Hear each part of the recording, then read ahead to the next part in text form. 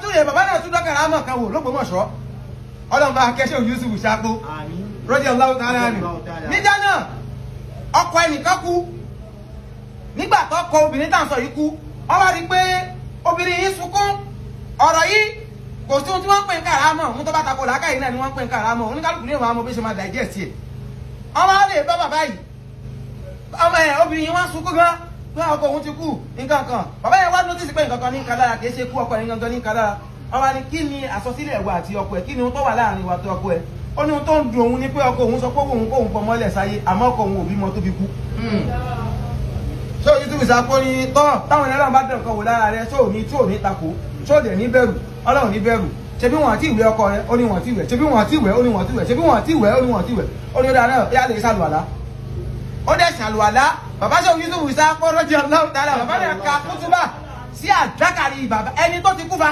wọ́n ka kútúbà sí àdákàrí yẹn dìde wọ́n lè fi bá ẹni tá à ń sọ yìí láti ṣepọ̀ wà láì ń tọ̀ wí mọ́mọ́ yẹn wà láyé dì sí. nígbà táwọn èèyàn máa ń takọ pé irọ́ ìran máa lẹ ní kí ni kà ṣe Yusuf Ṣàpó ní èmi kàrámù èmi Ṣàpó ni èmi ni mo dán wò ọlọ́run wọlé bàbá náà ọlọ́run bí àbùkátà ṣé Yusuf Ṣàpó.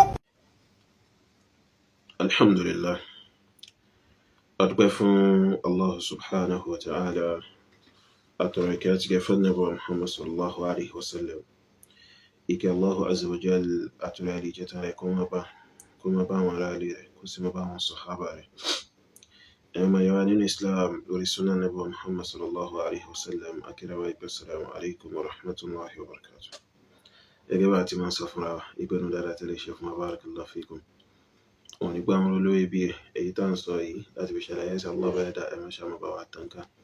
kí a ń fa ní rẹ̀ kó lè bá ṣe kíni kó lè bá kárí. Náà gbogbo arágbọ́n tí arákùnrin Tijani yìí sọ arákùnrin Sufi gbogbo arágbọ́n tó wí nípa ìkànnù àwọn tí wọ́n ń ròyìn pé bóyá wòlíì ni lórí ojú ọ̀nà Sufi àti ìlànà Sufi tí wọ́n ń rìn. Gbogbo la gbọ́ kàrámà tí ẹni yìí tó ṣe kíni tó jókòó hun gẹ́gẹ́ bí ìjà sí wípé nínú àmì ìdá Sufi mà nínú àmì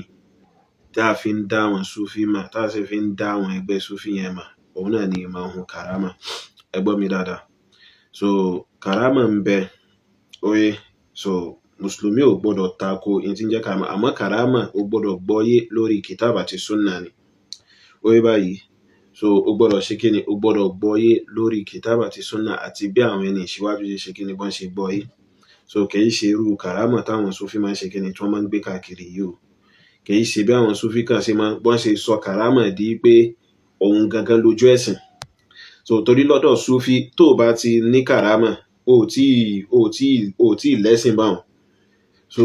nínú Sufi ó gbọ́dọ̀ ní kàrámà kan tó yá sí pé wọ́n máa fi tì sọ́dọ̀ rẹ̀ pé kódà ṣéwù lágbájá yìí ó rìn lórí omi lọ́jọ́ kan káì kódà ó wọnú sánmà lọ káì kódà ó bá gbogbo àwọn àlùjànnú jà ó sì làwọn mọ́lẹ̀ káì kódà wọn àtàwọn màláíkà gan jọ wọ̀dì múrí káì kódà òun àtàlọ́ bẹ́ẹ̀ dà gan wọ́n jọ ju blow láwọn àgbákò orí burúkú kàrámà tó yá sí wípé ọpọlọ gan ò lè gbà wọlé so fún di eléyìí kàrámà ń bẹ àmọ́ kìí ṣe tàwọn Sufi so ṣẹ́ra àwọn Sufi pàápàá jùlọ irú èyí tí àwẹ̀ aláìmọ̀kan yìí Tijani yìí so tó hun fún àfáà Ṣàpó wọn àbí Ṣàpàsì ni kálọ́bẹ̀ẹ́dà mọ́ṣàbà wà fọ̀nà mọ́ oye so tẹ́ bá fẹ́ gẹ́ẹ̀tì àwọn kinní yìí ibi tí wọ́n ti máa ń rí ot bẹ́ẹ̀ dẹ̀ ni ibi tí wọ́n ti máa ń rí sample láti fi hun kàrámà fèyíkéyìí ṣéwù kan oye tẹ́ bá fẹ́ gẹ́ẹ̀tì wọn inú tírà tí Abdul Wahhab Ash-Sha'rani oye báyìí so Lawaqihul Anwar fi Tabaqatil Akhyar at-Tabaqatul Kubra nìyẹn oye so bí tọ́pọ̀lọpọ̀ wọn ti máa ń lọ ka àwọn kinní yìí nìyẹn tó bá ti wá kà wọ́n wá tani ṣéwù kan tí àwọn mọ̀ so tó yá sí pé àwọn bá tán so táwọn kan lè ṣe kíni tí wọ́n lè mú nǹkan kan nínú ìwé Abdul Wahhab Ash-Sha'rani yẹn so tí wọ́n lè ṣe kíni tí wọ́n lè lọ mọ́ lẹ́sẹ̀ wallahi al-azim. Naam barakallahu fikum ẹ̀mí nínú ẹ̀sìn wa gẹ́gẹ́ bí a ti ń sọ fúnra wa lórí fundraising tí a ń béèrè fún, so tá sọ pé a fẹ́ fi ralẹ̀ fún lékewà àti mọ́ṣáláṣí tá sọ pé ilẹ̀ náà lọ fún 14 million naira. Walhamdulillah, lọ́wọ́lọ́wọ́ báyìí Allah bá ẹ̀dá ní kí a ti ṣe kíni, Allah bá ẹ̀dá ní ká ti rí 8.5 million naira nínú 14 million naira. Alhamdulillah, tó ń túmọ̀ sí pé in tó kún wájú wa nísìn bí 5.5 million naira ló kún wájú wa. Ẹ máa nínú ẹ̀sìn wa, àbí Allah bá ẹ̀dá kó má ṣàbáwá san ilẹ̀san lórí láyé bí àti lálkìyàmà. Èyí tó kún náà àwa náà la gbìyànjú rẹ̀. Ẹ̀yin tí Allah bá ẹ̀dá bá ṣe ìkúnlọ́wọ́ fún nínú arziki, tó bá ṣe gbàláyè fún nínú arziki, ẹ má ṣàbáwá dá sí o fi sabilillah nítorí Allahu azza wa jal. So ẹni tó bá ṣe ní sadaqatun jariyah tó fẹ́ ṣe náà ó lè bá wa fi dá sí, kí Allah bá ẹ̀dá má ṣàsan wá ní ẹ̀san olóore. Àkáǹtì wa 0045790267 Unity Bank Shehu Ahmad Yusuf. Naam. Abdul Wahhab Ash-Sha'rani nínú Tabaqatul Akhyari nínú At-Tabaqatul Kubra yìí, tẹ́ bá mọ àwọn àgbákò karama tó ṣe kíni tó hun tó lọ́mọ àwọn kan lẹ́sẹ̀ nítorí pé ó fẹ́ ṣe kíni, nítorí pé ó fẹ́ fi hàn àwọn èèyàn yìí pé so àwọn ẹni tó yá sí pé wọ́n tọkùnrin tí wọ́n sì ṣe kíni tí wọ́n sì jẹ́yàn níbi ìrìn ìlànà Sufi. So ó mú àwọn kan wá tó yá sí wípé so karama títí wọn káwọn bá ẹ̀sìn sùn ni, wallahi alazim ń bẹ́nu rẹ̀. So tó bá lọ sínú At-Tabaqatul Kubra tí mo sọ yìí tó bá rí wá pè mí Elman Yusuf nírọ́. So ẹkún mọ̀ tá bá júwe tíra fún yín bẹ́ẹ̀ sì lọ bá náà nù báyìí. So ń bẹ́nu Tabaqatul Kubra yìí ẹni tó já sí wípé ó fi bóun ni kí n ti gbé kalẹ̀, so kí n má sí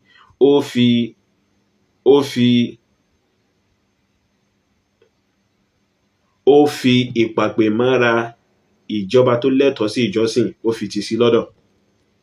So ó sọ párákùnrin náà lọ sí ìlú kan lọ́jọ́ kan. Ìgbà tó wá dé ìlú náà, wọ́n wá ọ̀nà rẹ̀ pẹ̀lú pé kó ṣe kútúbà, ó bọ́ sọ́jọ́ jímọ̀. Ìgbà tó bọ́ sórí mímbàrí láti ṣe kútúbà, ó dúpẹ́, ó ṣàṣàlátù, so níbi títí ń dúpẹ́ fún Allah bá ẹ̀dá, ó sọ pé wa ashhadu an la ilaha lakum. So ó ṣàṣọ pé òun jẹ́rìí pé kò sí nǹkan kan tó lẹ́tọ̀ọ́ sí ìjọsìn àyàfi òun. So ń bẹ nínú Tabaqatul Kubra. So mo ti sọ̀rọ̀ lórí ẹ̀rí ọ̀dá pé ó ti pẹ́ tí mo ti wọnú àwọn tírà yìí. So bẹ́ẹ̀ náà lẹ́sẹ̀ wá máa rí àwọn àgbákò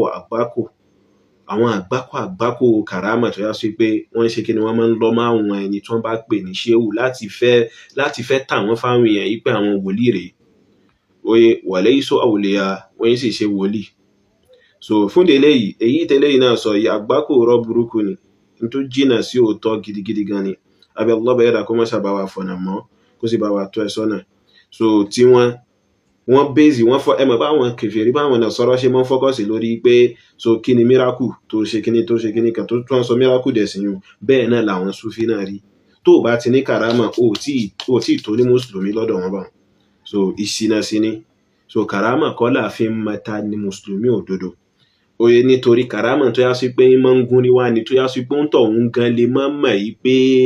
nǹkan yẹn ó ṣẹlẹ̀ sóhun gangan fúnra rẹ̀. Àmọ́ àwọn eléyìí wọ́n fẹ́ máa fọ́ọ̀sì karama dandan kí wọ́n lè bá present ara wọn gẹ́gẹ́ bí tani, gẹ́gẹ́ bí wòlíì. So torí ẹ̀ làwọn onímọ̀ kan ṣe kí ni wọ́n ṣe fi nǹkan yẹn sínú àmì tá a fi ń dá àwọn Sufi mà. Ipò rí àánú ni wọ́n wà. Àbí Allah bá ẹ̀dá kó má ṣàbá wa ṣe àmàna wọn. Naam.